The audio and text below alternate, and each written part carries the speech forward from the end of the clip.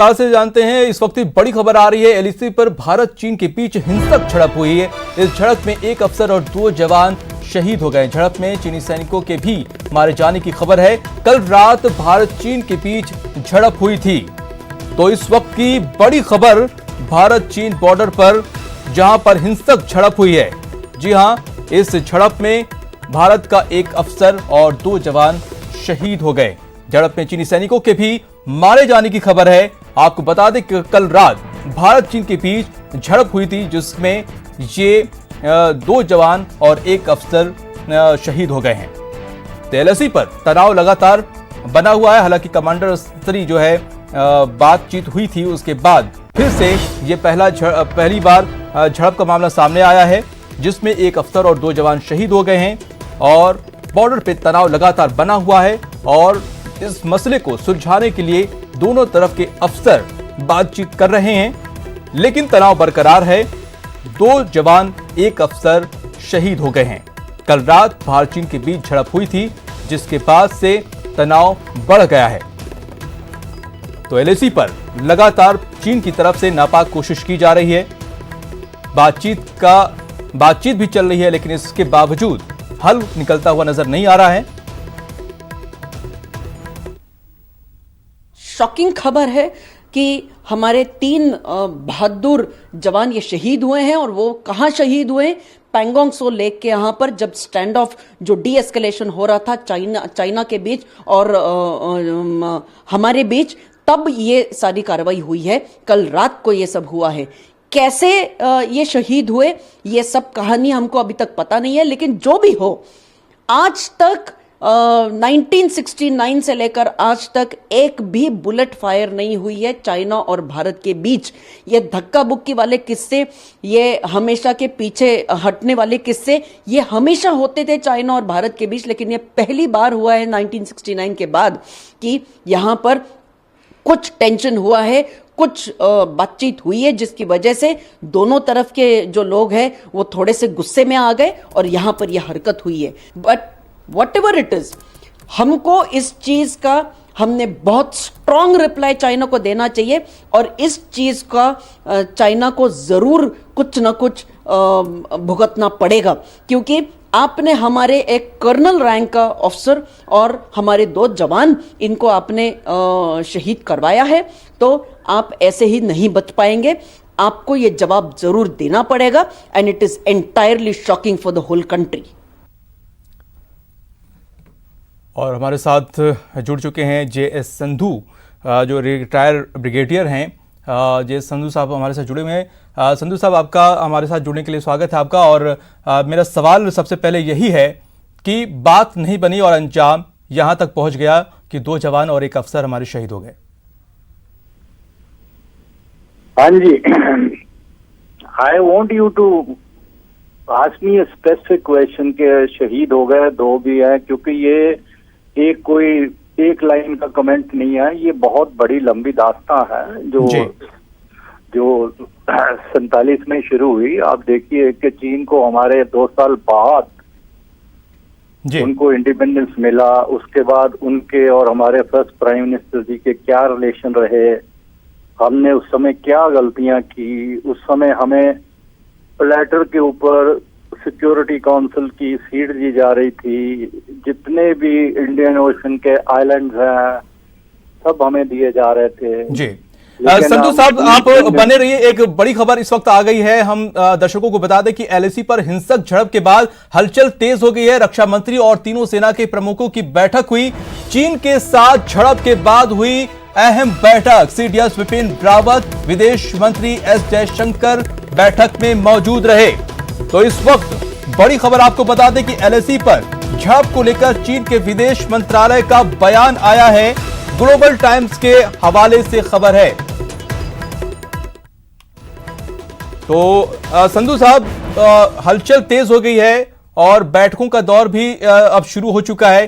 क्या लगता है, मामला शांत हो पाएगा?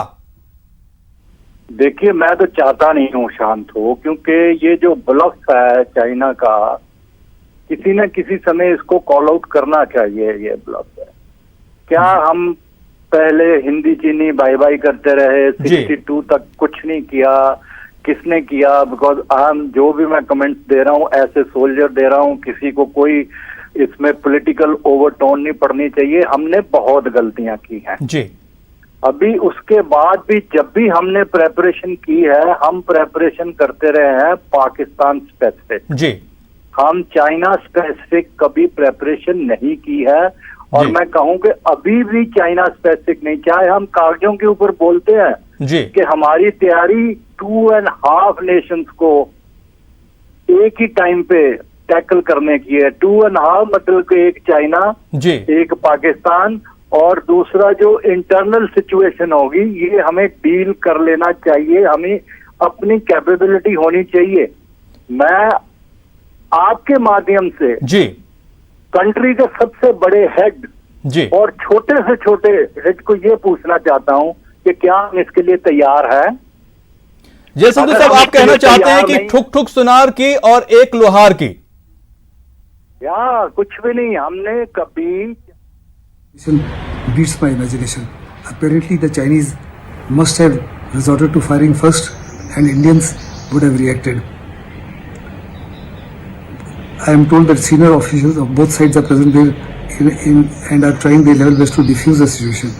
It is the Chinese who intruded into our territory. जी संधू साहब, मेरा सवाल यही है कि जो आप कह रहे हैं कि हमारी प्रिपरेशन उस लेवल की चीन की साइड से नहीं दिख रही है, तो क्या आपका कहने का मतलब है कि जिस तरह से रोज छोटी छोटी बातें हो रही हैं, तो क्या उसका जवाब सख्ती से देना चाहिए? अब वक्त आ गया है। बिल्कुल ईंट का जवाब पत्थर से देना चाहिए। बॉर्डर के ऊपर जितनी स्कर्मिश है, मेरे को अपना पूरा भरोसा है जवानों के ऊपर कि वो चाइना को किस समय भी मात दे सकते हैं। 62 के बाद 2 बार ऐसी झड़प हुई है, दोनों बार चाइना उसके बाद 8-10 साल उसने अपना सिर नहीं उठाया। उस समय जी। जो भी मिलिट्री लीडर थे उस समय, उन्होंने जाके किसी ऊपर पॉलिटिकल हेड को नहीं पूछा कि मैं इसका क्या जवाब दूं। उन्होंने जवाब दिया, सिर दबाया, उसके बाद उनको बोला कि आपने अभी जो करना कर लीजिए। जी। अभी पहले आप तैयारी कर नहीं रहे हैं। You have committed mistake at all level. ये अभी लैंड को छोड़ दीजिए, जी। थोड़ा सा और इसको विस्तार में मैं बताना चाहता हूं जी। कि आपने 370 अभी एब्रोगेट किया है। जी। उसके बाद हर दूसरे दिन स्टेटमेंट आती है कि अगले 5 दिन में या 7 दिन में, जी। पिछले 4 महीने से सुन रहा हूं कि हम पूरा पीओके ले लेंगे। जी।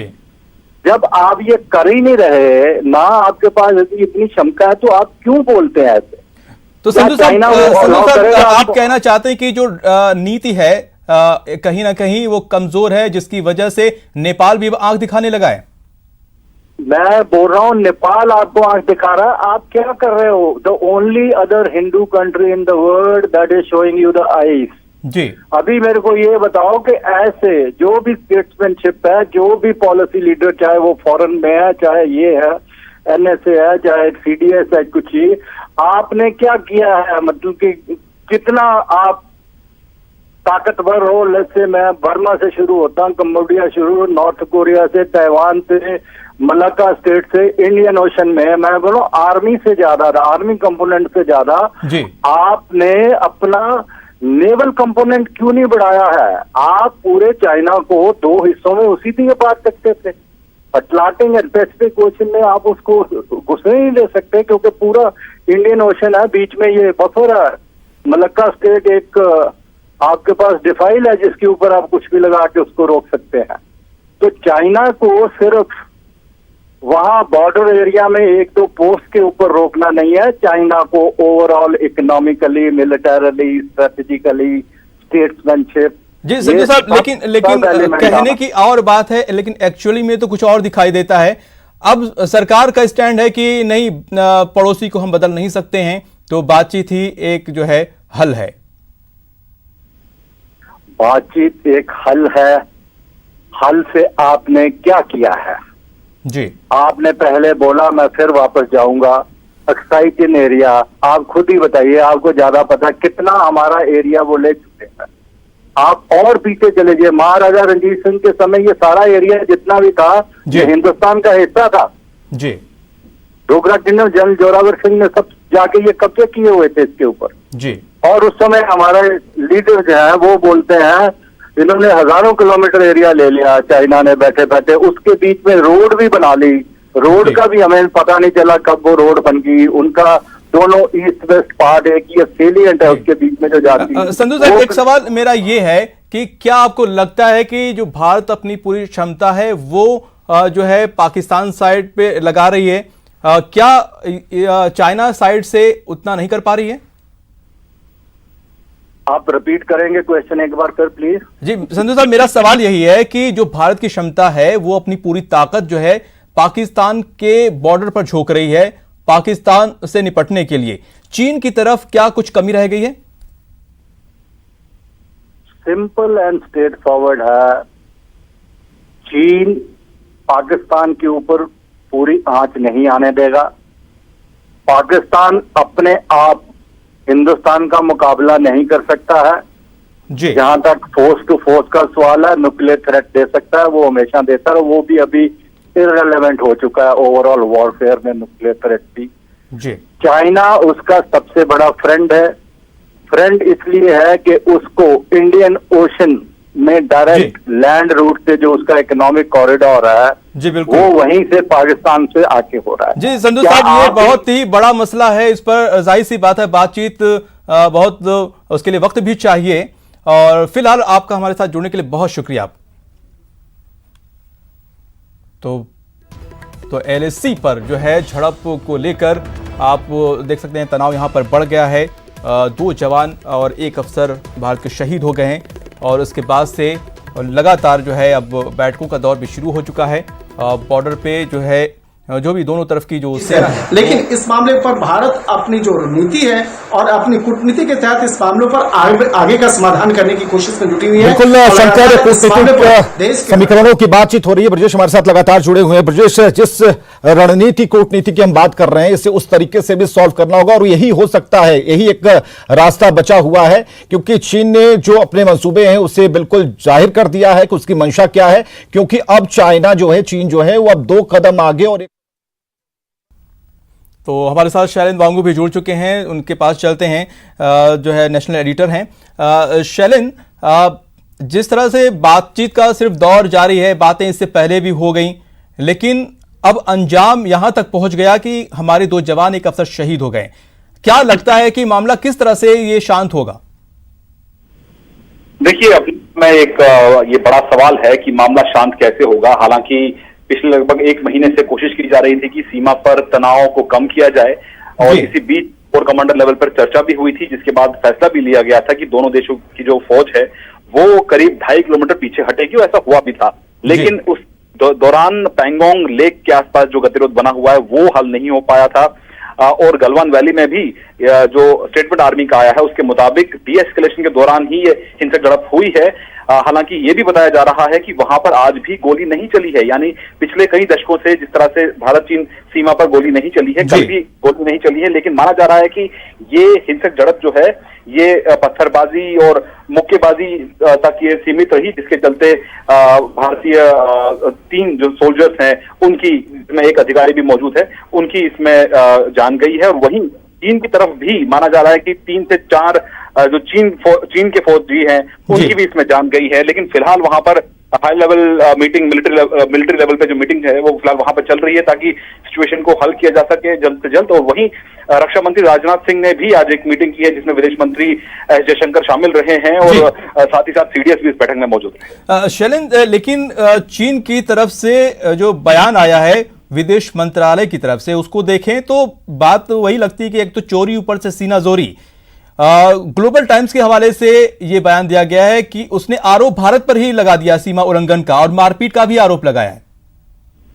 बिल्कुल बिल्कुल, चीन अक्सर इस तरह के प्रोपेगेंडा करता आया है। पिछले जब भी हमने देखा है कि भारत और चीन के बीच में गतिरोध पैदा हुआ है तो चीन का ग्लोबल टाइम्स अक्सर इस तरह के प्रोपेगेंडा जो लेख है वो लिखता है। हालांकि अभी जो ताजा स्टेटमेंट है वो चीन के विदेश मंत्रालय की तरफ से आया है जिसमें उन्होंने सीधे भारत पर आरोप लगाया है कि भारत ने सहमति का उल्लंघन किया है। और साथ ही साथ उसने भारत पर यह भी आरोप लगाया है चीन के विदेश मंत्रालय ने कि भारत के सैनिकों ने सीमा को 2 बार पार कर चीनी सैनिकों के साथ मारपीट की। ये आरोप कितना सही है ये अपने आप में एक बड़ा सवाल है, लेकिन हम हमारे पास जानकारी के मुताबिक इस पर इंडियन आर्मी की तरफ से भी जल्द एक डिटेल स्टेटमेंट आएगा कि किन हालातों में ये इंसिडेंट कल रात को वहां पर हुआ है, लेकिन फिलहाल वहां पे सिचुएशन को डिफ्यूज करने की जो प्रक्रिया है वो चल रही है। जी शैलेंद्र वांगू, बहुत शुक्रिया आपका तमाम जानकारी के लिए।